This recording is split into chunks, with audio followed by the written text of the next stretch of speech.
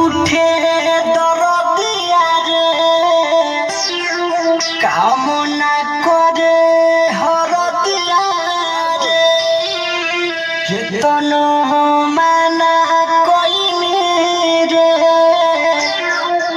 ओकरा के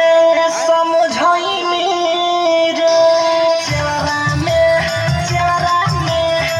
ले पतेरा चेहरा में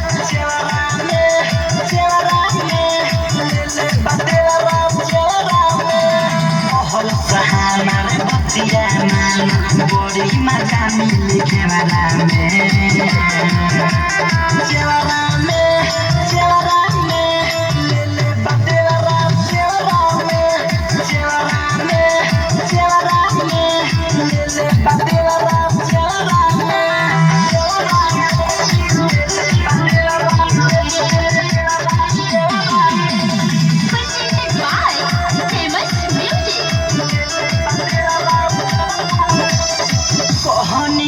चलो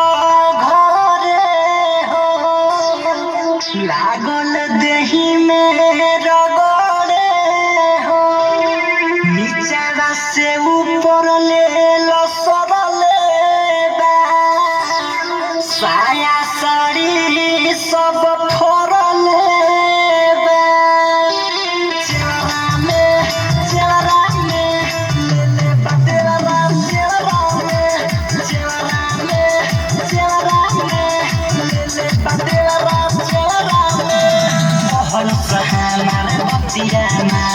बड़ी मजा मिली खेवरा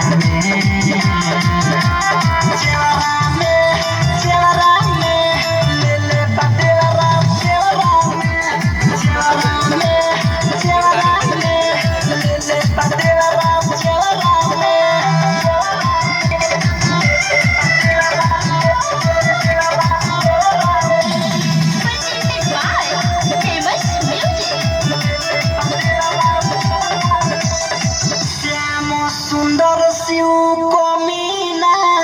बा गलिया पर उखड़ल चिन्ह बा देवानंद बात बसाच हो कइले बा संगे घात हो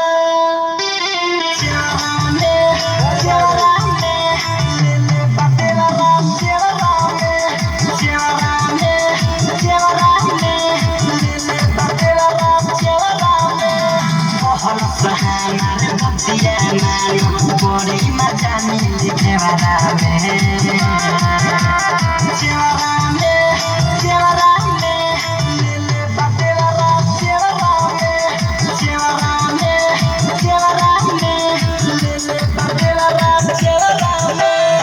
आराध्या रिकॉर्डिंग स्टूडियो।